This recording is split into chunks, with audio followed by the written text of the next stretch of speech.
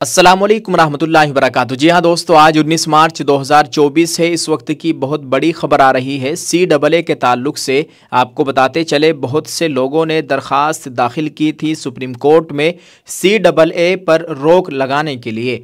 आज supreme court ने इस पर सुनवाई की है और ये बड़ा फैसला इस वक्त आया है। सोशल मीडिया पर खूब ये खबर वायरल हो रही है, जिसमें बताया गया है कि CAA पर सुप्रीम कोर्ट ने मरकज़ को जारी किया नोटिस।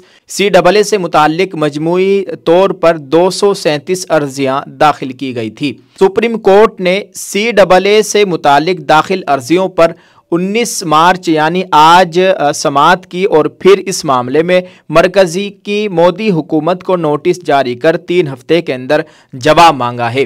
मोदी सरकार से 3 हफ्ते के अंदर जवाब मांगा है सुप्रीम कोर्ट ने, और साथ ही इस मामले में आइंदा जो समाअत होगी उसकी तारीख 9 अप्रैल 2024 मुकर्रर की गई है।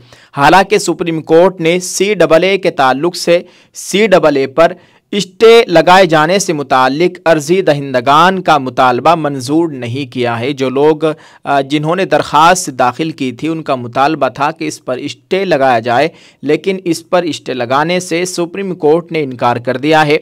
यानी CAA पर फ़िलहाल रोक लगाने से अदालत उज़्मा ने इनकार कर दिया है। इस वक्त सोशल मीडिया पर यह खबर बहुत ज़्यादा वायरल हो रही है और हिंदुस्तान के सभी लोगों की आज के इस फैसले पर नज़र थी कि इतनी दरख्वास्तें इसके ख़िलाफ़ दायर की गई है सुप्रीम कोर्ट में, हो सकता है कि इस पर रोक लगा दी जाए।